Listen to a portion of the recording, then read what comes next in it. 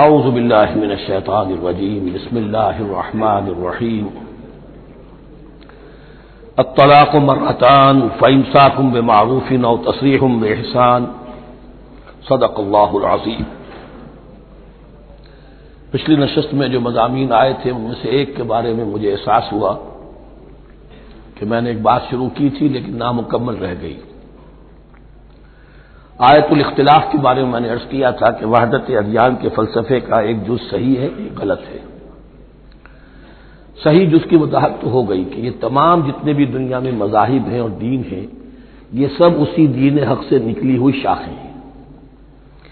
دین حق سے پگڈنڈیاں مڑی ہیں، صراط مستقیم سے پگڈنڈی مڑی ہے، کوئی بہت دور نکل گئی اور اس کا یوں سمجھیے کہ پہچانی ہوئی صورت بھی پہچانی نہیں جاتی، اتنی دور ہو گئی کہ اس کا اس دین حق کے ساتھ اب کوئی رشتہ نظر ہی نہیں آتا۔ کچھ اتنے دور نہیں ہوئے، قدر قریب رہے، لیکن سب کی بنیاد ایک ہے۔ ظاہر بات ہے کہ حضرت آدم کی نسل سے بات شروع ہوئی ہے، حضرت آدم کی اولاد ایک ہی امت تھی، یہ تفرقے جو بھی ہوئے بعد میں ہوئے۔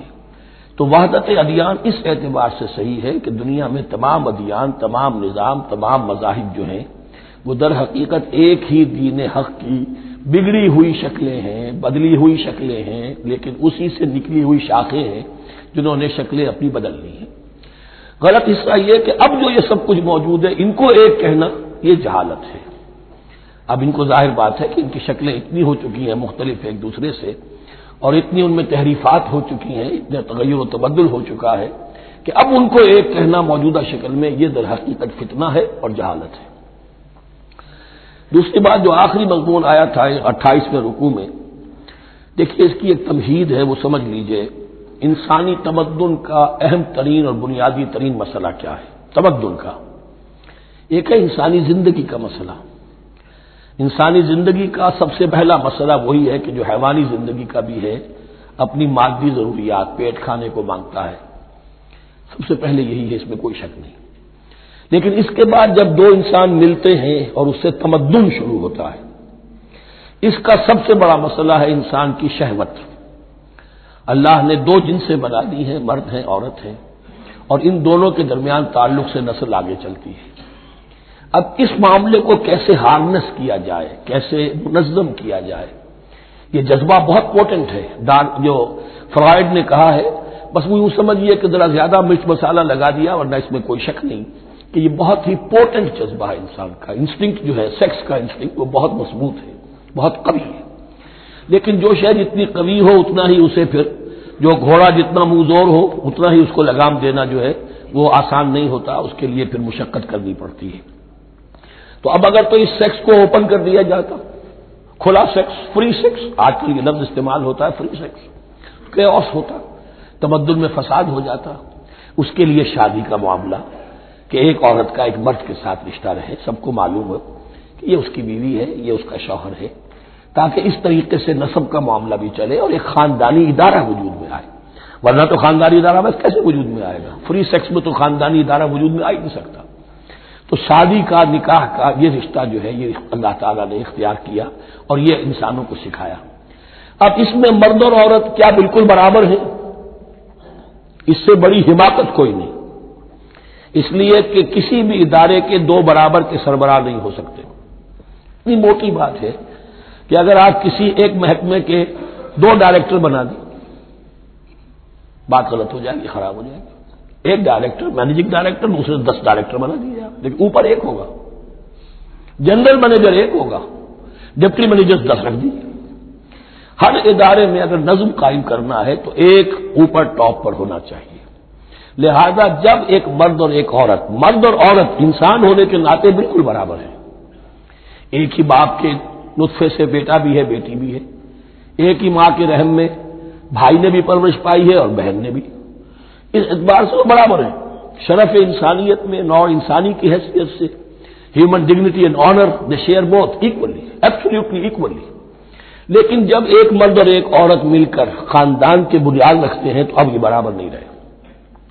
جیسے انسان سب برابر ہیں لیکن چپڑاسی اور افسر برابر نہیں ہے، اس کے کچھ اور اختیارات ہیں، اس کے کچھ اور اختیارات ہیں، اس کے کچھ اور فرائض ہیں، اس کے کچھ اور فرائض ہیں۔ اس طریقے سے اس رشتے کے معاملے میں اور یہ بھی نوٹ کر لیجئے کہ یہی وجہ اس قدر تفصیل کے ساتھ سب سے پہلے احکام قرآن میں دیے جا رہے ہیں اسی آئلی قوانین کے متعلق.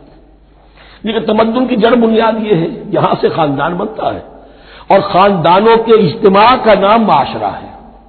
خاندان کا نظام، اب ہمارا پاکستانی جو معاشرہ ہے، اگر ہماری 14 کروڑ تعداد ہے اس وقت، 7 افراد ایک خاندان کے اگر آپ شمار کر لیں تو آپ سمجھیے اتنے خاندان ہماری دنیا میں اس وقت موجود ہیں. 2 کروڑ خاندان ہیں، ان خاندانوں پر مشتمل ہے.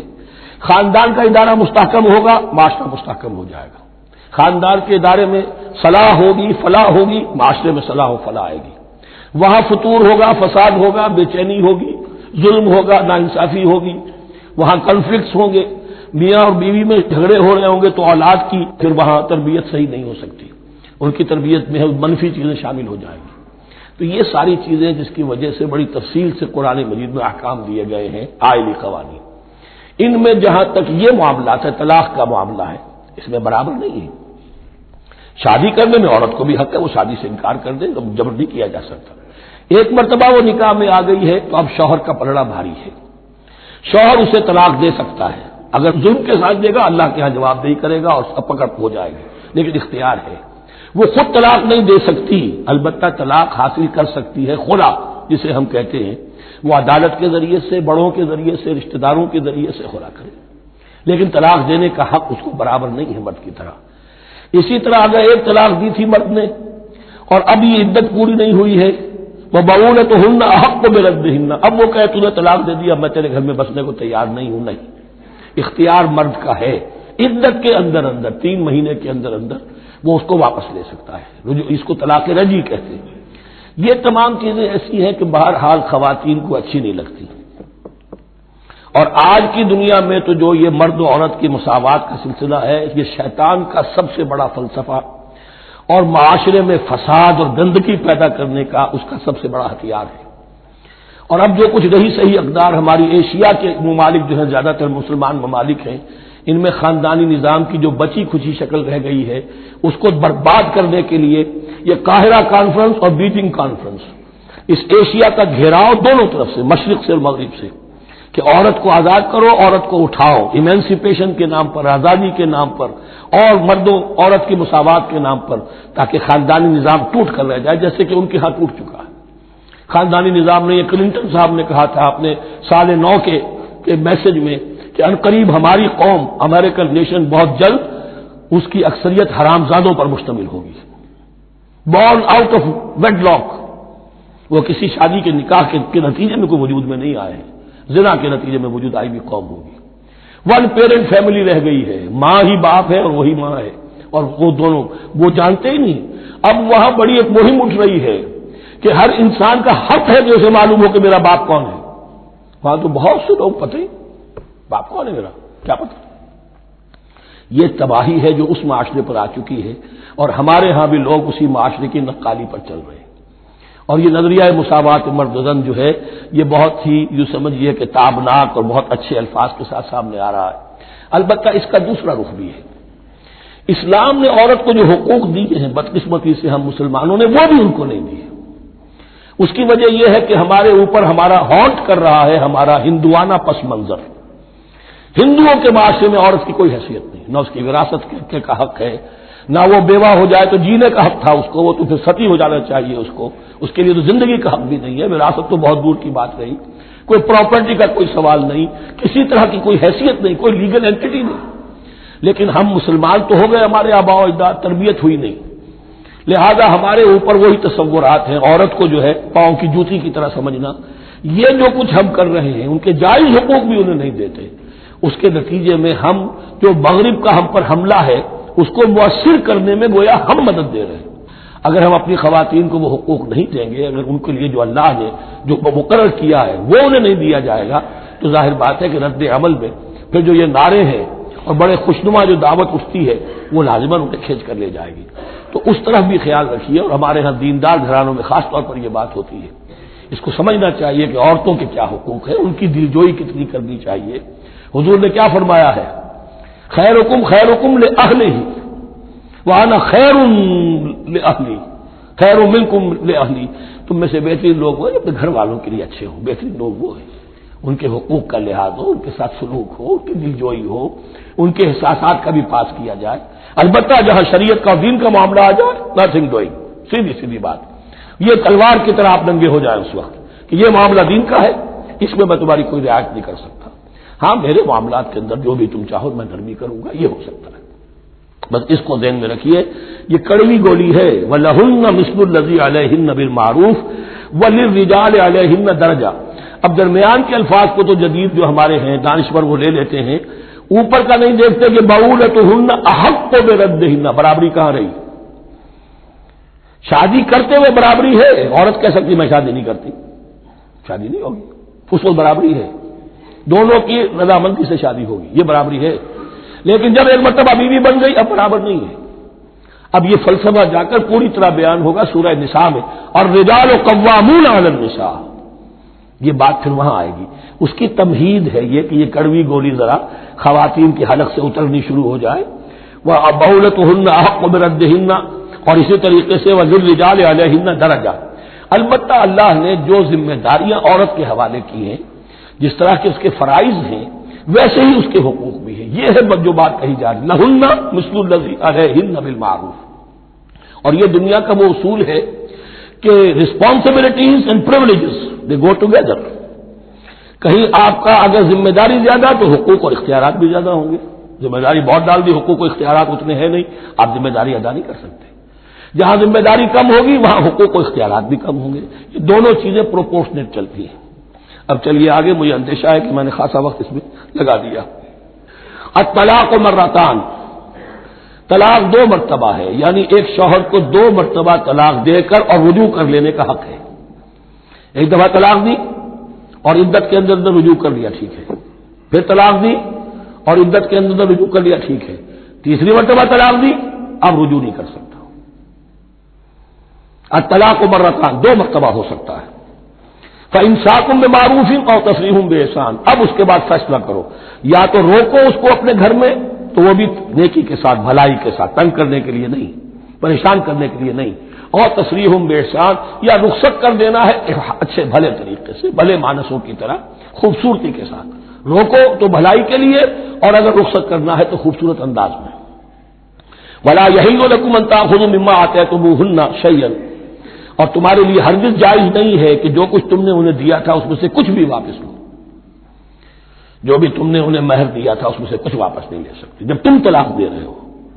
ہاں اگر عورت طلاق مانگے تو اسے اپنے مہر میں سے کچھ چھوڑنا پڑے گا، یہ دوسری بات ہے، لیکن جب مرد طلاق دے رہا ہے تو پھر وہ نہیں روک اس کو اس میں سے جو بھی کچھ دیا ہو، یہاں تک کہ آیا ہے کہ اگرچہ تم نے ان کو احداہن قنطارا، سونے کے ڈھیر دیے ہوں، ان میں سے بھی کچھ نہیں لے سکتے واپس۔ وَلَا يَحِلُّ لَكُمْ أَن تَأْخُذُوا مِمَّا آتَيْتُمُوهُنَّ شَيْئًا إِلَّا أَن يَخَافَا أَن لَّا يُقِيمَا حُدُودَ اللَّهِ، البتہ اگر وہ دونوں یہ سمجھیں کہ ہم حدود اللہ کو قائم نہیں رکھ سکیں گے۔ مراد کیا ہے کہ فیملی لائف کے ضمن میں جو اللہ نے احکام دیے ہیں، جو آداب ہیں، جو ان کے مقاصد ہیں، وہ ہمارے مابین اتنی موافقت مزاجی نہیں ہے کہ ہم ساتھ چل سکیں۔ ایک عورت اگر یہ محسوس کرتی ہے فَإِنْ خِفْتُمْ أَلَّا يُقِيمَا حُدُودَ اللَّهِ فَلَا جُنَاحَ عَلَيْهِمَا فِيمَا افْتَدَتْ بِهِ، پھر اگر اس کا یہ خیال ہے کہ یہ نہیں رکھ سکیں گے تو پھر کوئی حرج نہیں ہے ان دونوں پر کہ جو کچھ دے دلا کر عورت فدیے میں اپنے آپ کو چھڑا لے، یعنی کہہ کہ ٹھیک ہے تم نے مجھے 10 لاکھ مہر دیا تھا، میں 5 لاکھ تمہیں واپس کرتی ہوں، یا تم نے 10 لاکھ کا میرا مہر رکھا تھا، میں کھلا مانگ رہی ہوں، میں صرف 5 لاکھ کا تم سے تقاضا کرتی ہوں، اسے اپنے مہر میں سے کچھ چھوڑنا ہوگا، یہ فدیہ ہے۔ تلک حدود اللہ فلا تعتدوها، یہ اللہ کے حدود ہیں، ان سے تجاوز مت کرو۔ دیکھیے روزے وغیرہ کے ضمن میں فلا تقربوها، اور یہاں فلا تعتدوها، اس لیے کہ یہاں بڑے دھڑلے سے آدمی جو ہے وہ ان حدود کو پامال کر جاتے ہیں، قانون یہی رہ جاتا ہے، روح اس کی ختم ہو جاتی ہے۔ وَمَن يَتَعَدَّ حُدُودَ اللَّهِ فَأُولَٰئِكَ هُمُ الظَّالِمُونَ، اور جو اللہ کے حدود سے تجاوز کرتے ہیں وہی ظالم لوگ ہیں۔ فَإِن طَلَّقَهَا، اب اگر تیسری مرتبہ طلاق دے دی، اور طلاق مرتان تو ہو چکا، اس کے بارے میں سارے احکام آ گئے، لیکن اب اگر دے دی مراد ہے تیسری مرتبہ، فَإِن طَلَّقَهَا فَلَا تَحِلُّ لَهُ مِن بَعْدِ حَتَّىٰ تَنكِحَ زَوْجًا غَيْرَهُ، تو اب وہ اس کے لیے جائز نہیں ہوگی جب تک کہ وہ عورت کسی اور شوہر سے شادی نہ کرے، اس کو حلالہ کہتے ہیں۔ لیکن یہ حلالہ کروانا یا کرنا اور کسی کے ساتھ یہ معاہدہ کرنا تم شادی کر لو پھر طلاق دے دینا، اس پر لعنت فرمائی ہے، حضور نے لعنت فرمائی ہے۔ اور ہمارے ہاں علم میں آتی ہے، یہ بات سننے میں آتی ہے کہ بہت سے علماء نے اس کو دھندا بنا رکھا ہے۔ حلالہ مولوی مشہور ہیں مختلف شہروں کے اندر، فَإِن طَلَّقَهَا فَلَا تَحِلُّ لَهُ مِن بَعْدُ حَتَّىٰ تَنكِحَ زَوْجًا غَيْرَهُ فَإِن طَلَّقَهَا، پھر اگر وہ بھی دوسری شادی کی دوسری جگہ پر، اس عورت نے اس شوہر سے بھی نہیں بنی، اس نے بھی طلاق دے دی، فَلَا جُنَاحَ عَلَيْهِمَا أَن يَتَرَاجَعَا، تو اب کوئی گناہ نہیں ہوگا ان دونوں پر کہ وہ رجوع کر لے، پہلے سابق شوہر سے شادی کر لے۔ یعنی عورت کو شاید عقل آ گئی ہو، کوئی اسی کی زیادتی تھی کہ پہلے شوہر کے ہاں بس نہیں سکی، اب دوسری مرتبہ کا تجربہ ہو گیا تو اس کے کان ہو گیا کہ کوئی غلطی میری ہی ہے، اب شاید دوبارہ وہ اپنے شوہر کی طرف، سابقہ شوہر کی طرف رجوع کرنا چاہے تو اس کی اجازت ہے۔ ان ظنا یقیما حدود اللہ، اگر ان کو یہ یقین ہو کہ وہ اللہ کے حدود کی پاسداری کر سکیں گے، اللہ کے حدود جو ہے احکام شریعت، ان کو بہرحال مد نظر رکھنا ہے اور فائق رکھنا ہے۔ وَتِلْكَ حُدُودُ اللَّهِ يُبَيِّنُهَا لِقَوْمٍ يَعْلَمُونَ، اور یہ وہ حدود ہیں اللہ کے جن کو وہ واضح کر رہا ہے، کھول کھول کر بیان کر رہا ہے ان لوگوں کے لیے کہ جو علم حاصل کرنا چاہیں۔ ترجمہ یہ ہوتا ہے عام طور پر جنہیں علم حاصل ہے، اصل میں کسی وقت فعل کو طلب فعل کے معنی میں استعمال کیا جاتا ہے عربی زبان میں، یعلمون جو جاننا چاہیں، جن کے اندر طلب ہے علم کی۔ وَإِذَا طَلَّقْتُمُ النِّسَاءَ فَبَلَغْنَ أَجَلَهُنَّ، تو جب تم لوگ اپنی بیویوں کو طلاق دو اور پھر وہ اپنی عدت پوری کر لیں، فَأَمْسِكُوهُنَّ بِمَعْرُوفٍ أَوْ سَرِّحُوهُنَّ بِمَعْرُوفٍ، تو اب چاہو تو روکو انہیں لیکن معروف طریقے سے، اور چاہو تو انہیں رخصت کر دو وہ بھی اچھے طریقے پر۔ وَلَا تُمْسِكُوهُنَّ ضِرَارًا لِتَعْتَدُوا، اور دیکھو ایسا نہ کرو کہ تم روکو انہیں تنگ کرنے کے لیے۔ اچھا ذرا اس کی میں اور خبر لوں گا رجوع کر کے، ذرا اگر تو طلاق ہو گئی تو آزاد ہو جائے گی، غصہ اتنا چڑھا ہوا ہے کہ ابھی وہ غصہ ٹھنڈا نہیں ہوا ہے، رجوع کر رہا ہے اس لیے کہ اسے اور پریشان کروں، اسے اور تکلیفیں پہنچاؤں۔ تو اب یہ کیا ہوا، قانون تو اجازت دے رہا ہے لیکن تم نے قانون کا مذاق اڑایا، تم نے اللہ کی دی ہوئی اس اجازت کا ناجائز استعمال کیا۔ ہاں اگر بسانے کا واقعی ارادہ ہو گیا ہے تو ضرور تم رجوع کر لو، رجوع کا حق تمہیں ہے، لیکن اگر یہ نہیں ہے، پریشان کرنا ہے، فلا تمسکوہن ولا تمسکوہن ضرارا لتعتدوا، ضدہ ان پر زیادتی کرنے کے لیے، ستانے کے لیے۔ ومن یفعل ذلک فقد ظلم نفسہ، اور جو کوئی بھی یہ کام کرے گا اس نے اپنی جان پر ظلم ڈھایا۔ ولا تتخذوا آیات اللہ ہزوا، اور دیکھو اللہ کی آیات کو مذاق اور کھیل نہ بنا لو، ٹھٹھا نہ بنا لو۔ یہ اچھی طرح جان لیجیے، لا از لا and there can be law which has no flaw. Flawless law is impossible. اس لیے تقوی، اللہ کا خوف ہر جگہ پر بار بار، ورنہ تم اللہ کی شریعت کا تماشا بنا دو گے، ٹھٹھا بنا دو گے۔ ولا تتخذوا آیات اللہ ہزوا واذکروا نعمت اللہ علیکم، اور یاد کرو، ذکر کرو، شعور کرو اللہ کے انعامات کا جو تم پر ہوئے ہیں۔ وما انزل علیکم من الکتاب والحکمت، اور جو اس نے نازل فرما دی ہے تم پر اپنی کتاب، اپنی شریعت اور حکمت، یعظکم بہ، اس کے ذریعے سے تمہیں نصیحت کر رہا ہے، سیدھا راستہ بتا رہا ہے۔ واتقوا اللہ، اللہ کا تقوی اختیار کرو۔ واعلموا ان اللہ بکل شیء علیم، اور جان لو کہ اللہ تعالیٰ کو ہر چیز کا حقیقی علم حاصل ہے۔ وَإِذَا طَلَّقْتُمُ النِّسَاءَ فَبَلَغْنَ أَجَلَهُنَّ فَلَا تَعْضُلُوهُنَّ أَن يَنكِحْنَ أَزْوَاجَهُنَّ إِذَا تَرَاضَوْا بَيْنَهُم بِالْمَعْرُوفِ، اور جب تم اپنی عورتوں کو طلاق دے دو پھر وہ اپنی عدت پوری کر لیں تو مت آڑے آؤ اس میں کہ وہ عورتیں پھر نکاح کر لیں اپنے سابق ازواج سے، اذا تراضوا بینہم بالمعروف، جبکہ وہ آپس میں رضامند ہو جائیں بھلے طریقے پر۔ یعنی اگر طلاق مغلظ نہیں ہے، دیکھیے ایک طلاق ہوتی ہے بائن، پہلی طلاق دوسری طلاق، یہ جب تک عدت ختم نہیں ہوئی طلاق رجعی کہلاتی ہے، جس کے دوران شوہر کو رجوع کرنے کا حق ہے۔ عدت پوری ہو گئی، اب یہ بائن ہو گئی، اب شوہر اور بیوی کا جو رشتہ ہے ٹوٹ گیا۔ اب اگر نکاح ہوگا تو دوبارہ ہوگا، اس میں عورت کی مرضی کو دخل ہے۔ عدت کے اندر عورت کی مرضی کو دخل نہیں ہے، لیکن عدت کے بعد اب عورت کو اختیار ہے، اب تو نکاح ثانی ہوگا، سوائے طلاق مغلظ کے۔ تیسری طلاق اگر ہو گئی ہے تو پھر جب تک اس کا نکاح کسی اور سے نہ ہو جائے، وہ بھی طلاق دے دے تو ان کے درمیان نکاح نہیں ہو سکتا۔ گویا کہ یہ دو طلاقوں کے بعد اگر پھر یہ لوگ جبکہ طلاق بائن ہو چکی ہو، وہی عورت وہی مرد پھر نکاح کرنا چاہیں تو اب تم آڑے مت آؤ۔ ہوتا کیا ہے، عورت کے بھائی ہیں، اب انہیں غصہ چڑھا ہوا، اس بدماش نے یہ کچھ کیا تھا، اس نے تمہیں ایسے ایسے ستایا تھا، اس نے یہ کیا تھا، اب تمہیں ہم شادی نہیں کرنے دیں گے اس کے ساتھ. نہیں، یہ کام تمہارا نہیں ہے. اگر وہ اذا تراضوا بینہم، اگر وہ باہم راضی ہو جائیں تو تم اب ان کے آڑے مت آؤ. بالمعروف ذالک یوعظ بہ من کان منکم یؤمن باللہ والیوم الآخر، یہ وہ چیزیں ہیں جن کی نصیحت کی جا رہی ہے تم میں سے ان کو جو واقعتاً ایمان رکھتے ہو اللہ پر اور یوم آخر پر. ان کے اندر ایمان ہی نہیں ہے، ان کے لیے یہ سارا جو ہے بحث کے آگے بین بجائے جاؤ کیا حاصل ہے؟ وہ تو پھر اس کو کوئی فائدہ نہیں پہنچے گا. ذالک یوعظ بہ من کان منکم یؤمن باللہ والیوم الآخر ذالکم ازکی لکم واطہر، یہ طریقے جو ہیں تمہارے لیے زیادہ پاک ہیں، زیادہ عمدہ ہیں. واللہ یعلم وانتم لا تعلمون، اللہ جانتا ہے تم نہیں جانتے. اپنی عقل کو مقدم نہ رکھو، یہ اللہ کا علم ہے. اسی نے عورت کو بنایا، اسی نے مرد کو بنایا. اسے مرد بھی عزیز ہے، عورت بھی عزیز ہے. الخلق عیال اللہ، حضور نے فرمایا تمام مخلوق اللہ کے کنبے کے مانند ہے. اللہ کو تو اپنا ہر انسان مرد ہو یا عورت ہو محبوب ہے، پسندیدہ ہے، اس کی تخلیق ہے، اس کا شاہکار ہے. لیکن یہ کہ وہ جانتا ہے کہ عورت کے کیا حقوق ہونے چاہیے، مرد کے کیا ہونے چاہیے. لہذا واللہ یعلم وانتم لا تعلمون والوالدات یرضعن اولادہن حولین کاملین، اور والداؤں کے لیے، ماؤں کے لیے ضروری ہے کہ وہ اپنی اولاد کو 2 سال دودھ پلائیں پورا. اور یہ خاص طور پر یہاں تذکرہ ہو رہا ہے جب طلاق کا مسئلہ ہو.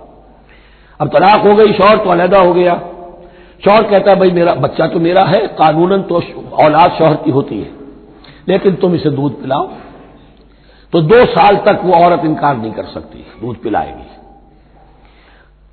لمن اراد ان یتم الرضاعہ، جو شخص چاہے کہ یہ رضاعت پوری کروائے اپنی سابقہ مطلقہ بیوی سے. وعلی المولود لہ رزقہن وکسوتہن بالمعروف، لیکن اس عرصے کے لیے جس کی وہ اولاد ہے یعنی شوہر جو سابق ہے اس کے ذمے ہے اس کا رزق اور اس کا لباس، جسے ہم نان نفقہ کہتے ہیں. 2 سال اگر اس نے دودھ پلانا ہے اس ماں نے، مطلقہ ماں نے اپنے طلاق دینے والے شوہر کے بیٹے کو یا بیٹی کو، تو اب اس عرصے کے دوران اس کا نان نفقہ اس کے ذمے ہے، باپ کے ذمے ہے، بالمعروف، بڑے طریقے سے. یعنی یہ کہ ایسا نہ ہو کہ ہے تو کروڑ پتی لیکن اب وہ اس کو بیوی کو مطلقہ کو وہ دینا چاہے نان نفقہ اپنی خادماؤں کی طرح کا، نہیں، وہ ہونا چاہیے معروف طریقے پر. لا تکلف نفس الا وسعها، کسی پر ذمہ داری نہیں ڈالی جاتی مگر اس کی وسعت کے مطابق. لا تضار والدۃ بولدہا، نہ تو تکلیف پہنچائی جائے والدہ کو اپنے بچے کی وجہ سے، ولا مولود لہ بولدہ، نہ جس کا وہ اولاد ہے، جس کا وہ بیٹا یا بیٹی ہے یعنی باپ، نہ اس کو تکلیف پہنچائی جائے. کوئی لا ضرر ولا ضرار، حضور کی حدیث ہے، دونوں کے ساتھ منصفانہ سلوک کیا جائے. وعلی الوارث مثل ذلک، اب فرض کیجیے وہ شخص جو تھا طلاق دینے والا وہ تو مر گیا، تو وارث کے ذمے، اس کا جو وارث ہے اس کے ذمے نان نفقہ رہے گا. اس کے اپنے مرحوم والد کی اگر اولاد اس کی کسی متعلقہ بیوی کے پاس ہے 2 سال تک دودھ پلانے کے لیے.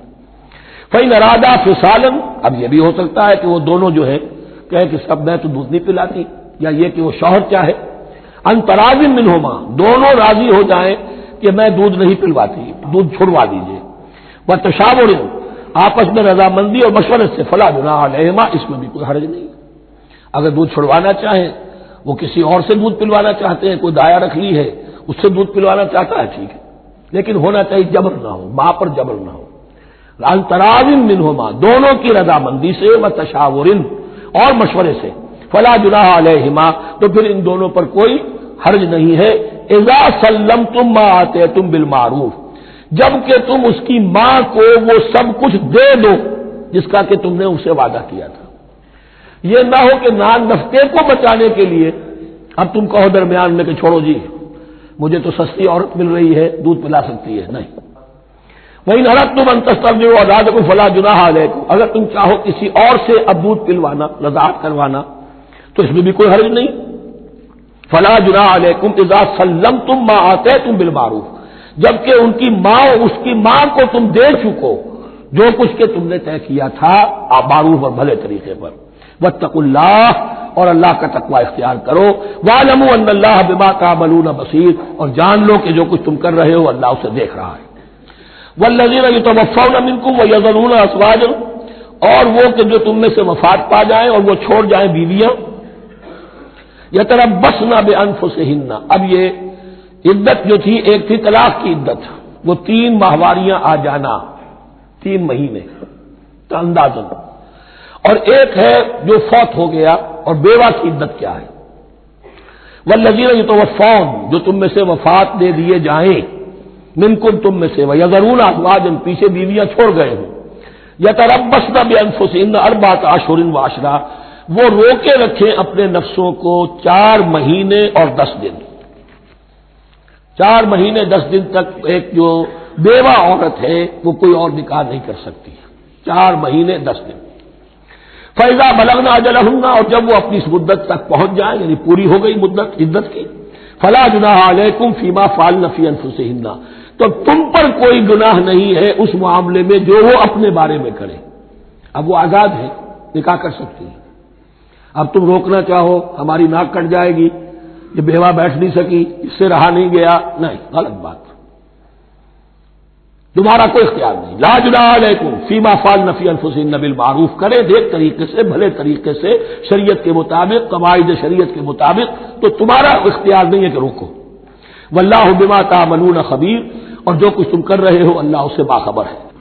ولا جناح علیکم فیما عرضتم بہ من خطبۃ النساء واکننتم فی انفسکم، اب یہ انہی بیواؤں کا ذکر ہو رہا ہے، تم پر کوئی حرج نہیں ہے کہ جو تم اشارے میں کوئی بات اور پیغام دینا چاہو کسی بیوہ کو، اشارے کنائے میں، لیکن یہ کہ اس میں عدت کے دوران نکاح تو نہیں ہو سکتا، اشارے کنائے میں یہ کچھ بات کہی جا سکتی ہے کہ مجھے دلچسپی ہے، شاید میں کوئی بھی طریقہ اختیار کیا جائے۔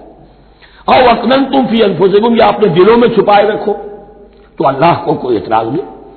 اس میں یہ کہ ظاہر بات ہے کہ ایک آدمی علم اللہ انکم ستذکرونہن، اللہ کے علم میں ہے تمہیں ان کا خیال تو آئے گا ہی، آخر یہ عورت تھی، بیوہ ہو گئی ہے، اب میں اس سے شادی کر سکتا ہوں، آپ کو رغبت ہے اس کی طرف نکاح کی، تو اب کوئی آدمی سوچے میرے دل میں خیال آ رہا ہے بیوہ کے بارے میں، میں تو گناہ گار ہو گیا، میرا دل گناہ گار ہو گیا، نہیں، یہ قانون فطرت ہے۔ علم اللہ انکم ستذکرونہن، اللہ کے علم میں ہے ان کا خیال تو تمہیں آئے گا ہی۔ ولکن لا تواعدوہن سرا، لیکن ایسا نہ کرو کہ ان سے معاہدہ کر لو خفیہ خفیہ، طے ہو جائے، بات پکی ہو جائے، سرا الا ان تقولوا قولا معروفا، سوائے اس کے کہ کوئی معروف بات کہہ دی جائے جس سے انہیں اشارہ مل جائے، بس۔ ولا تعزموا عقدۃ النکاح حتی یبلغ الکتاب اجلہ، اور مت باندھو گراہ نکاح کی جب تک کہ قانون شریعت اپنی مدت پوری نہ کر لے، یعنی عدت جب تک پوری نہ ہو جائے۔ اب یہاں دیکھیے حتی یبلغ الکتاب، کتاب سے مراد شریعت، قانون شریعت، کتاب سے مراد یہاں کیا ہے کہ جو بھی قانون آ چکا ہے کتاب کے اندر، 4 مہینے 10 دن کے بعد نکاح اس سے پہلے نہیں ہوگا۔ وَاعْلَمُوا أَنَّ اللَّهَ يَعْلَمُ مَا فِي أَنفُسِكُمْ فَاحْذَرُوهُ، اور جان لو کہ اللہ خوب جانتا ہے جو تمہارے دلوں میں ہے، بس اس سے ڈرو، اس کی پکڑ سے بچو۔ وَاعْلَمُوا أَنَّ اللَّهَ غَفُورٌ حَلِيمٌ، اور یہ بھی جان لو اللہ غفور بھی ہے، بخشنے والا بھی ہے، وہ خطا ہو گئی ہے، استغفار کرو، توبہ کرو، اللہ معاف فرمائے گا۔ اور حلیم ہے، وہ فوراً نہیں پکڑتا بلکہ ڈھیل دیتا ہے، مہلت دیتا ہے، اگر چاہو تو تم توبہ کر لو۔ لا جناح علیکم ان طلقتم النساء ما لم تمسوهن او تفرضوا لهن فریضہ، تم پر کوئی گناہ نہیں ہے کہ تم ایسی بیویوں کو طلاق دے دو کہ جن کو نہ تو تم نے اب تک چھوا ہو اور نہ ان کے لیے مہر مقرر کیا ہو۔ یہ ہو جاتا تھا نکاح جو ہے بچپن میں بھی کر دیے جاتے تھے، لیکن ابھی کوئی نوبت نہیں آئی ہے، نکاح تو ہو گیا لیکن نہ کوئی مہر مقرر ہوا ہے، نہ کوئی ان کی ملاقات ہوئی ہے، تو اگر ایسا کرو گے تو تم طلاق دے سکتے ہو۔ وَمَتِّعُوهُنَّ، لیکن شرافت کا تقاضا یہ ہے کہ جو لڑکی تم سے منسوب رہی ہے، اب اگر وہ رشتہ توڑ رہے ہو تو اسے کچھ دے دلا کر، اسے کچھ نہ کچھ متاع، کچھ سامان دنیاوی دے کر۔ مَتِّعُوهُنَّ عَلَى الْمُوسِعِ قَدَرُهُ وَعَلَى الْمُقْتِرِ قَدَرُهُ، جو وسعت والا ہے، جس کو کشائش حاصل ہے، غنی ہے، وہ اپنی حیثیت کے مطابق، اور جو تنگدست ہے وہ اپنی حیثیت کے مطابق۔ متاعًا بالمعروف، اور یہ ساز و سامان دینا جو ہے یہ بھی بڑے انداز میں ہو، ایسا نہ ہو جو خیرات دی جا رہی ہو۔ حقاً علی المحسنین، یہ حق ہے محسنین پر، یہ سمجھے کہ ہم پر اللہ تعالیٰ کی طرف سے عائد کردہ یہ ذمہ داری ہے۔ وَإِن طَلَّقْتُمُوهُنَّ مِن قَبْلِ أَن تَمَسُّوهُنَّ وَقَدْ فَرَضْتُمْ لَهُنَّ فَرِيضَةً، اور اگر دوسری شکل یہ ہے کہ تم نے طلاق دی ایسی بیوی کو کہ جس کو تم نے چھوا تو نہیں ہے، لیکن مہر مقرر ہو چکا تھا. فنصف ما فرضتم، تو اب آدھا مہر جو ہے جو تم نے فرض کیا تھا، جو طے کیا تھا، اس کا آدھا تو تمہیں دینا ہی دینا ہے. الا یعفونا، الا یہ کہ وہ معاف کر دیں، ہمیں آدھا بھی نہیں چاہیے، یا چلیے ہمیں چوتھائی دے دیجیے. اور یعفو الذی بیدہ عقدۃ النکاح، یا وہ اس کے اندر جو ہے سخاوت سے کام لے کہ جس کے ہاتھ میں نکاح کی گرا ہے. گرا تو مرد کے ہاتھ میں، وہ کھول سکتا ہے، عورت طلاق دے نہیں سکتی. لہذا کیوں نہ ایسا کرو کہ تم پورا ہی مہر دے دو. فرمایا وان تعفو، اگر تم درگزر کرو اور زیادہ دو، اقرب للتقوی، یہ تقوی سے قریب تر ہے. ولا تنسوا الفضل بینکم، اپنے مابین احسان کرنا مت بھولو، اور اپنے مابین جو فضیلت اللہ نے تمہیں دی ہے عورتوں پر اس کو مت بھولو. تمہارا پھر ایٹیچیوڈ بھی ایسا ہونا چاہیے کہ تم اپنے بڑے ہونے کے حساب سے ان کے ساتھ نرمی کرو، ان کو زیادہ دو، ان کو جتنا بھی مہر مقرر کیا تھا اس سے بھی زیادہ دے دلا کے رخصت کرو. قانون میں تو صرف مہر ہوگا، البتہ قانون یہی ہے کہ اگر انہیں چھوا نہیں ہے، مقاربت نہیں ہوئی ہے، لیکن یہ کہ مہر مقرر ہو چکا تھا تو آدھا مہر تو لازماً دینا ہے. آدھا بھی یہ چھوڑ سکتی ہے عورت، لیکن تمہارے لیے بہتر ہے کہ تم پورا دو یا اور زیادہ دو. ان اللہ بما تعملون بصیر، یقیناً جو کچھ تم کر رہے ہو اللہ دیکھ رہا ہے. حافظوا علی الصلوات والصلاۃ الوسطی، محافظت کرو پوری طرح، چوکس ہو کر، چوکنے ہو کر تمام نمازوں کی، اور خاص طور پر صلاۃ وسطی کی. یعنی بار بار جو آ رہا ہے جان لو اللہ جانتا ہے، جان لو اللہ دیکھ رہا ہے، جو کچھ تم کر رہے ہو اللہ کی نگاہ میں ہے، جو کچھ تم کر رہے ہو اللہ باخبر ہے. یہ سارا کچھ جو ہے یہ اللہ کی یاد ذہن میں برقرار رکھنے کے لیے تمہیں نماز دی گئی ہے. 5 وقتہ تم حاضر ہو، دنیا کے کاروبار سے نکلو اور آ کر پھر عہد اللہ سے اپنا جو ہے، یہ جو حفیظ کا ایک شعر ہے، آؤ سجدے میں گرے لوح جبین تازہ کرے، سرکشی نے کر دیے دھندلے نقوش بندگی. آؤ سجدے میں گرے لوح جبین تازہ کرے. یہاں پر جو ہمارا بندگی کا نقش تھا سرکشی کی وجہ سے وہ دھندلے ہو گئے ہیں. سرکشی نے کر دیے دھندلے نقوش بندگی، آؤ سجدے میں گرے لوح جبین تازہ کریں، کہ پھر اس پر اللہ تعالیٰ کے ساتھ جو عہد کیا ہے ایاک نعبد و ایاک نستعین اسے پھر تازہ کریں. حافظوا علی الصلوات والصلاۃ الوسطی، صلاۃ وسطی کے بارے میں بہت سے اقوال ہیں، لیکن عام طور پر اس سے مراد عصر کی نماز لی گئی ہے. دن میں 2 نمازیں اس سے پہلے ہیں، فجر ہے، ظہر ہے، 2 پھر بعد میں ہے، مغرب عشاء ہے. وقوموا للہ قانتین، اور کھڑے ہوا کرو اللہ کے سامنے پورے ادب کے ساتھ. یعنی ایک تو رکوع ہے جس میں جھکنا ہے، سجدہ ہے جھکنے کی انتہا ہے، قیام بھی قنوت کے ساتھ ہو، معلوم ہو کہ ایک بندہ اپنے آقا کے سامنے کھڑا ہے. اس کے کھڑے ہونے کے انداز میں بھی معلوم ہو کہ تواضع ہے، عجز ہے. فَإِنْ خِفْتُمْ فَرِجَالًا أَوْ رُكْبَانًا، اور اگر تم خوف کی حالت میں ہو تو چاہے پیادہ چلتے ہوئے، سفر کرتے ہوئے، دشمن پیچھا کر رہا ہے، آپ کہیں جا رہے ہیں تو چاہے اب رکیں گے نماز پڑھیں گے تو وہ تعاقب میں قریب آ جائے گا، تو رجالن چلتے ہوئے، یا کہیں جلدی جانا ہے اور وہاں پر ابھی فوری طور پر حملہ کرنا ہے تو اس میں یہ ہے کہ جنگ کی حالت میں یہ رعایتیں ہیں. چلتے ہوئے اور رکبانہ یا سوار ہونے کی حالت میں بھی نماز پڑھی جا سکتی ہے. فَإِذَا أَمِنْتُمْ، لیکن پھر جب امن میں ہو جاؤ، فَاذْكُرُوا اللَّهَ كَمَا عَلَّمَكُمْ، پھر اللہ کو یاد کرو جیسے کہ تمہیں اس نے سکھایا ہے. کس نے سکھایا ہے؟ محمد الرسول اللہ نے. صلوا كما رأيتموني أصلي، نماز پڑھو جیسے کہ تم مجھے دیکھتے ہو میں نماز پڑھتا ہوں. وہ ہے اللہ کا سکھایا ہوا. اس لیے کہ یہ بھی ثابت ہے روایات سے کہ حضرت جبرائیل نے آ کر حضور کو نماز پڑھائی ہے، 2 دن پڑھائی ہے. ایک دن 5 نمازیں اول وقت میں پڑھائی، دوسرے دن 5 نمازیں آخری وقت میں پڑھائی، اور بتا دیا کہ ان نمازوں کا وقت ان اوقات کے دوران ہے. تو معلم جو ہے حضور کے نماز کے معاملے میں حضرت جبرائیل ہے، اور اب حضور جو ہے پوری امت کے لیے معلم ہے. فَإِذَا أَمِنْتُمْ فَاذْكُرُوا اللَّهَ كَمَا عَلَّمَكُم مَّا لَمْ تَكُونُوا تَعْلَمُونَ، جو کچھ تم نہیں جانتے تھے اللہ نے تمہیں سکھایا ہے. وَالَّذِينَ يَتَوَفَّوْنَ مِنكُمْ وَيَذَرُونَ أَزْوَاجًا، اور پھر دوبارہ لوٹ کر معاملہ آ رہا ہے بیواؤں کا، اور جو لوگ تم میں سے وفات دے دیے جائیں اور وہ چھوڑ جائیں پیچھے بیویاں، وصیۃ لازواجہم متاع الی الحول غیر اخراج، تو اپنی بیویوں کے لیے وصیت لازمن کریں 1 سال تک کے لیے نان نفقے کی، اور بغیر اس کے کہ انہیں گھروں سے نکالا جائے. اب یوں سمجھیے اس کو، ایک شخص فوت ہوا، 4 بیویاں ہیں، ایک کے ہاں اولاد تھی، بیٹا تو اسی کا ہے، باقی تین تو اس کی جو ہیں سوتیلی مائیں ہیں۔ ایک ماں کو تو وہ اپنی ماں سمجھ کر اس کی خدمت کرے گا، باقی تین کو لائبلٹی سمجھے گا۔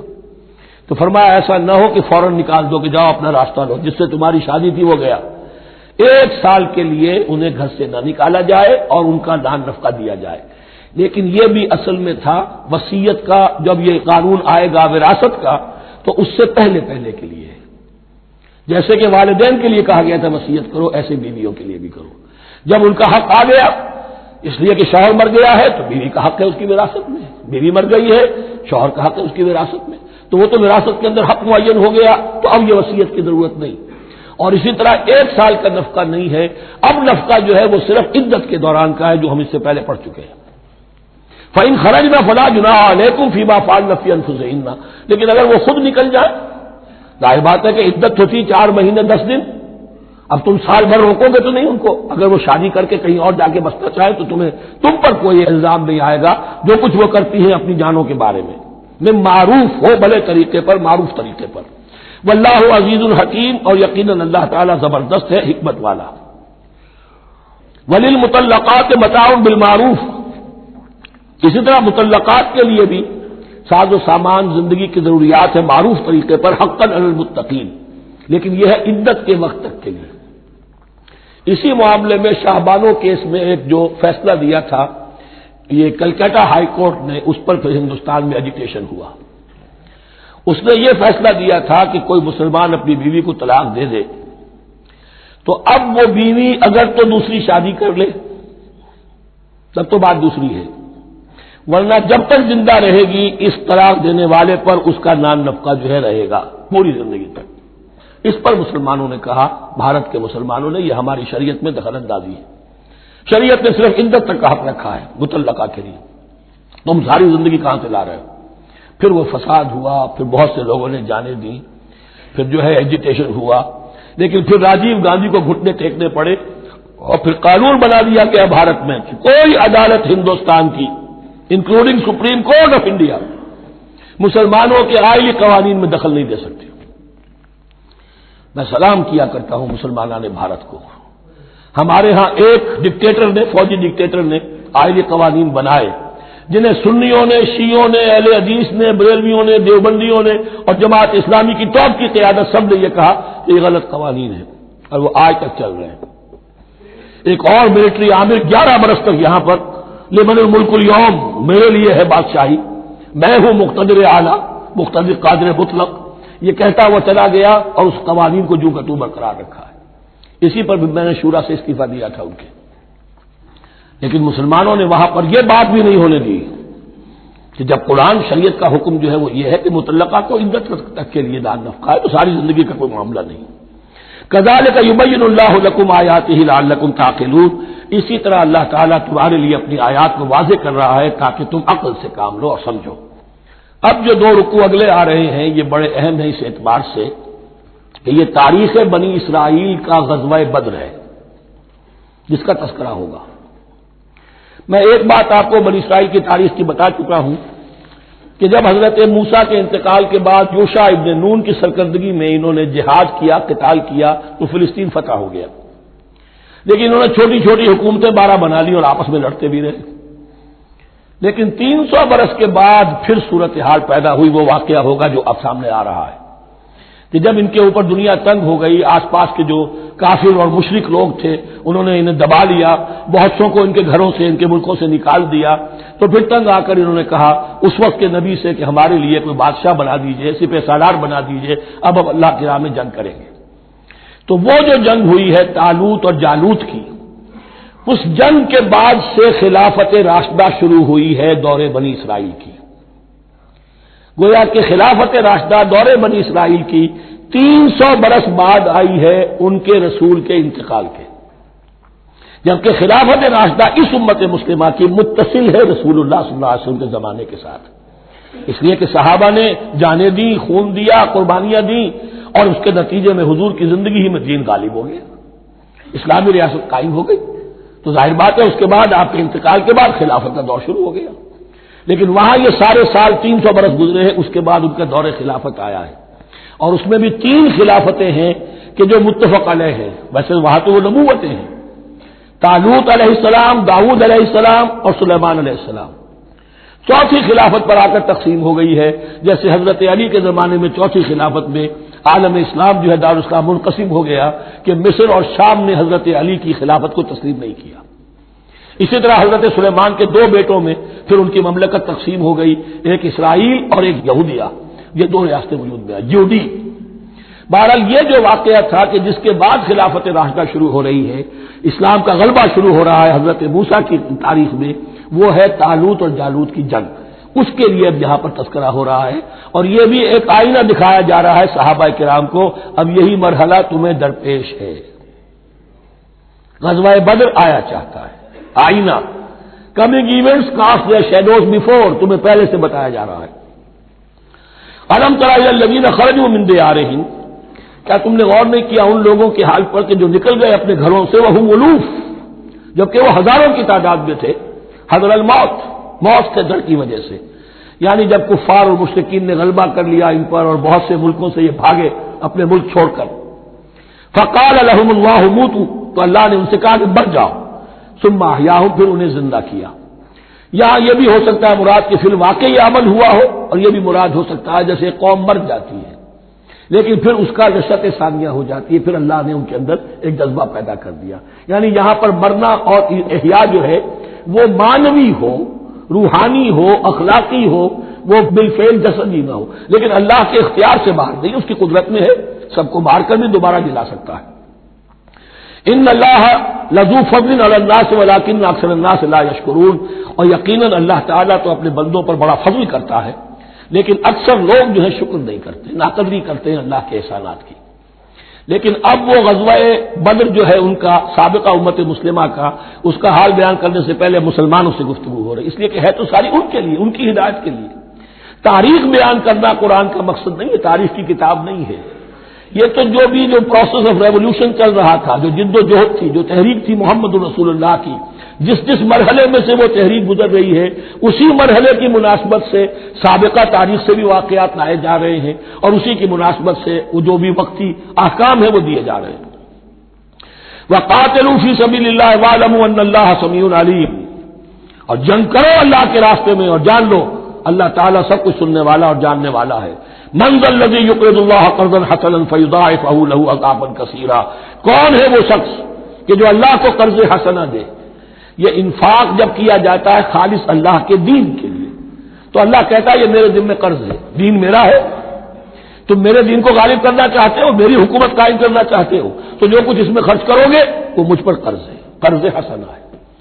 من ذا الذی یقرض اللہ قرضا حسنا فیضاعفہ لہ، تو اللہ اس کو اس کے لیے بڑھاتا رہے، دگنا کرتا رہے، اضعافا کثیرا، دگنا چوگنا، بہت گنا۔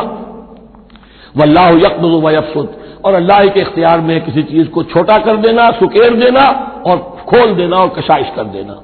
وَإِلَيْهِ تُرْجَعُونَ، اور اسی کی طرف تمہیں لوٹا دیا جائے گا۔ یہاں دیکھیے یہ دونوں چیزیں، جہاد بالنفس اس کی آخری شکل قتال، اور جہاد بالمال اس کے لیے پہلے لفظ آ رہا تھا انفاق، اب قرض حسنہ، اللہ کو قرض حسنہ۔ أَلَمْ تَرَ إِلَى الْمَلَإِ مِن بَنِي إِسْرَائِيلَ مِن بَعْدِ مُوسَىٰ، کیا تم نے غور نہیں کیا موسیٰ کے بعد بنی اسرائیل کے سرداروں پر، ملا من بعد موسیٰ، اذ قالوا لنبی لہم، جبکہ انہوں نے اپنے نبی سے کہا، یہ تو میں آپ کو حدیث سنا چکا ہوں، کوئی وقت ایسا نہیں گزرا حضرت موسیٰ کے بعد کہ نبی کوئی نہ کوئی موجود نہ رہا ہو، حضرت عیسیٰ تک۔ اس زمانے کے جو نبی تھے ان سے انہوں نے کہا لہم ابعث لنا ملکا نقاتل فی سبیل اللہ، ہمارے لیے کوئی بادشاہ مقرر کر دیجئے تاکہ ہم اللہ کی راہ میں قتال کریں، جنگ کریں۔ یہاں بادشاہ سے مراد ہے جو سپہ سالار ہو، نبی ہے تو ظاہر بات ہے کہ نبی کا رتبہ تو بلند رہے گا، لیکن نبی کے تابع ہو کر کوئی شخص کہ جو جنگ کی سپہ سالاری کر سکے اس کو نامزد کر دیجیے۔ قال هل عصیتم ان كتب علیکم القتال الا تقاتلوا، جو نبی تھے یہ سموئیل نبی تھے، سموئیل، یہ آپ اولڈ ٹیسٹمنٹ میں پڑھیں گے سموئیل نبی۔ انہوں نے کہا کہ اس کا بھی اندیشہ ہے کہ جب جنگ فرض کر دی جائے اللہ تقاتلوا، پھر تم جنگ نہ کرو، یعنی ابھی تو بڑے تمہارے دعوے ہیں، بہادری دکھا رہے ہو، بڑا جوش و خروش ہے، کہیں ایسا تو نہیں ہوگا کہ ادھر سے میں اللہ تعالیٰ سے اجازت بھی لوں جنگ کی اور تمہارے لیے کوئی سپہ سالار یا بادشاہ بھی بنا دوں اور پھر تم جنگ سے نکل جاؤ۔ قالوا وما لنا الا نقاتل فی سبیل اللہ، ان کا کیا کیسے ممکن ہے کہ ہم اللہ کی راہ میں قتال نہ کریں؟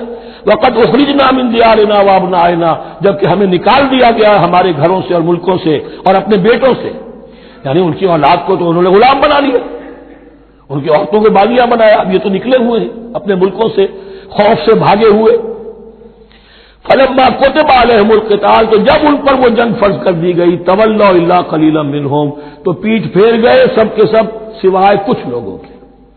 یہ گویا کہ تنبیہ کی جا رہی ہے مسلمانوں، تم بھی بہت کہتے رہے ہو کہ حضور ہمیں جنگ کی اجازت ملنی چاہیے، ہم کب تک یہ ظلم سہیں گے، لیکن ایسا نہ ہو دیکھو اب جب جنگ کا حکم آئے، اب پڑھ چکے ہم وہ آیت كتب عليكم القتال وهو كره لكم، اب اچھی نہیں لگ رہی جنگ، جان تو پیاری ہے، تو اب دکھا دیا گیا وہاں بھی یہ ہوا۔ واللہ علیم بالظالمین، اور اللہ ایسے ظالموں سے خوب باخبر ہے۔ وقال لهم نبیہم، اور ان سے کہا ان کے نبی نے، ان اللہ قد بعث لکم طالوت ملکا، تمہارے لیے اللہ تعالی نے طالوت کو بادشاہ مقرر کیا ہے۔ ان کا نام تورات میں آیا ہے سول یا ساؤل، SAUL۔ اب یہ سمجھ میں نہیں آتا، ہو سکتا ہے کہ اصل نام ساؤل ہو، لیکن چونکہ وہ بہت قداور تھے، طول قداور، اس لیے ان کا ایک صفاتی نام ہو طالوت۔ قرآن مجید نے صفاتی نام لیا ہے کہ وہ بہت قداور تھے۔ قالوا اللہ یکون لہ الملک علینا، اب انہوں نے کہا کیسے ہو سکتا ہے کہ اسے بادشاہت ملے ہمارے اوپر، ونحن احق بالملک منہ، ہمیں زیادہ حق حاصل ہے اس کے مقابلے میں کہ ہمیں بادشاہی دی جائے۔ ولم یؤت سعۃ من المال، وہ تو مفلس ہے، اسے تو اللہ نے کوئی زیادہ دولت دی نہیں ہے، کیونکہ ان کے معیار تو یہی تھے جو دولت مند ہے وہی صاحب عزت ہے۔ قال ان اللہ اصطفاہ علیکم، اب نبی نے کہا اب جو چاہو کہو، اللہ نے اس کو چن لیا ہے تم پر، یہ فیصلہ اب ہو چکا، اللہ کا فیصلہ ہے، ڈیوائن ججمنٹ ہے، ڈیوائن ڈیسیجن ہے، کین ناٹ بی ریووکڈ۔ وزادہ بسطۃ فی العلم والجسم، اور اسے کشادگی عطا کی ہے علم اور جسم دونوں چیزوں میں، قداور ہے، طاقتور ہے، اور اسی طریقے سے علم اور فہم دیا ہے۔ تم دولت دیکھتے ہو، اللہ نے چنا ہے ان دو چیزوں کی بنا پر، جسمانی طاقت، جسمانی قوت، اس دور میں ظاہر بات ہے اس کی بہت ضرورت تھی، اور دوسرے یہ کہ اسے علم دیا ہے، فہم دیا ہے، سمجھ دی ہے، دانش دی ہے۔ واللہ یؤتی ملکہ من یشاء، اور اللہ تعالیٰ جس کو چاہتا ہے اپنی بادشاہت دے دیتا ہے۔ واللہ واسع علیم، اللہ بہت سمائی والا ہے، واسع، اس کی وسعت جو ہے وہ اتھا ہے، اور علیم، اور سب کچھ واسع علیم، جاننے والا ہے، یعنی وہ جس کو جو کچھ دیتا ہے بربدائے علم دیتا ہے، کون اس کا مستحق ہے۔ وقال لهم نبيهم ان آیۃ ملکہ ان یاتیکم التابوت فیہ سکینۃ من ربکم وبقیۃ مما ترک آل موسیٰ وآل ہارون تحملہ الملائکہ، اور ان سے کہا ان کے نبی نے کہ طالوت کی بادشاہت کی ایک نشانی یہ ہوگی کہ وہ صندوق جو تمہارے سے جاتا رہا چھن چکا ہے، جس میں سکینہ ہے، تمہارے لیے تسکین کا سامان ہے تمہارے رب کی طرف سے، اور بقیت مما ترک آل موسیٰ و آل ہارون، اور کچھ تبرکات ہیں جو آل موسیٰ اور آل ہارون کے اس صندوق میں رکھے ہوئے ہیں، تحملہ الملائکہ، وہ ملائکہ کی تحویل میں ہے۔ اب ان کی بادشاہی کی علامت کے طور پر وہ صندوق تمہارے پاس واپس آ جائے گا۔ اصل میں یہ تابوت سکینہ جو ہے یہ ان کا ایک بڑا لکڑی کا صندوق ہے، اب بھی ہے، ان کا دعویٰ ہے کہ موجود ہے، اور مسجد اقصیٰ کے نیچے جو سرنگ ہے اس میں موجود ہے۔ بعض ذرائع سے فوٹو لے کر بھی انہوں نے ڈاکومنٹری فلم بھی ابھی دکھا دی ہے کہ موجود ہے۔ نبوکدنضر نے جب گرایا تھا 586 قبل مسیح میں، جو حضرت سلیمان کا بنایا ہوا ہیکل تھا، اس کے تہخانے میں وہ رہتا تھا، اور وہیں پر جو ربائی تھے وہاں موجود تھے، ربانیین، تو جب گرایا گیا ہے اس کو ہیکل کو تو اسی میں وہ دب گئے ہیں، لیکن وہ چاروں طرف سے جو بھی تہخانہ تھا بند ہو گیا ہوگا، اور وہاں پر ان کی لاشیں بھی ہیں اور تابوت سکینہ بھی ہے۔ لیکن ہوا یہ تھا کہ جب ان کے پڑوسی ملکوں نے انہیں شکستیں دی تو وہ تابوت سکینہ بھی چھین کر لے گئے۔ اب اس میں گویا کہ ان کے لیے بہت بڑی بات تھی کہ ان کے لیے کم سے کم ایک دل کی روحانی تسکین کا سامان تھا۔ ہمارے پاس حضرت موسیٰ کے تبرکات ہیں، عصائے موسیٰ اس میں ہے، رکھا ہوا ہے، اب بھی ہے۔ اسی طریقے سے اس میں وہ جو جن تختیوں پر تورات لکھی ہوئی دی گئی تھی حضرت موسیٰ کو، وہ موجود ہے، ان کے کہنے کے مطابق اب بھی ہے۔ تو اس طریقے سے ان کے لیے تسکین ہوتی تھی، جیسے کہ مسلمان کو خانہ کعبہ کو دیکھ کر تسکین ہوتی ہے، تو فرمایا اس میں تمہارے لیے سکینت بھی ہے اور تمہارے آل موسیٰ اور آل ہارون کے تبرکات بھی ہیں. تحملہ الملائکہ اس وقت وہ ملائکہ کی تحویل میں ہوا یہ کہ جہاں وہ تابوت لے گئے ان کے دشمن وہاں پلیگ آ گئی. انہوں نے سمجھا کوئی نحوست ہے اس کے اندر جس کی وجہ سے پلیگ آ گئی ہے.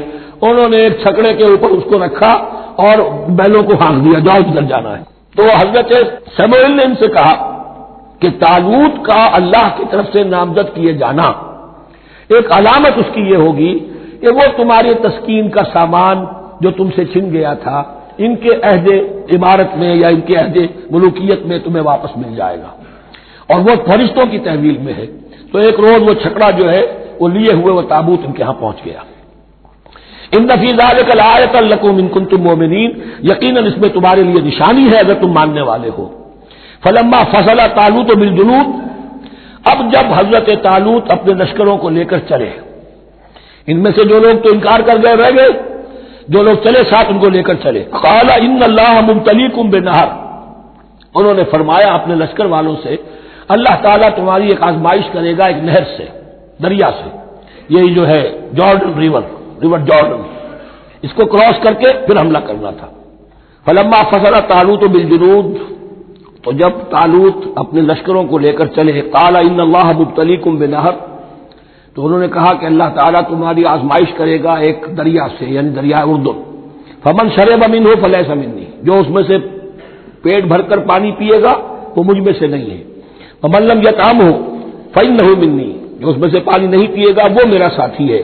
الا من اغترف غرفۃ بیدہ, سوائے اس کے کہ کوئی صرف اپنے چلو سے کچھ وہ ایک گھونٹ لے لے. یہ اصل میں ہر کمانڈر کے لیے ضروری ہوتا ہے کہ کسی بھی بڑی جنگ سے پہلے اپنے ساتھیوں کا مورال دیکھے, ڈسپلن کی حالت دیکھے.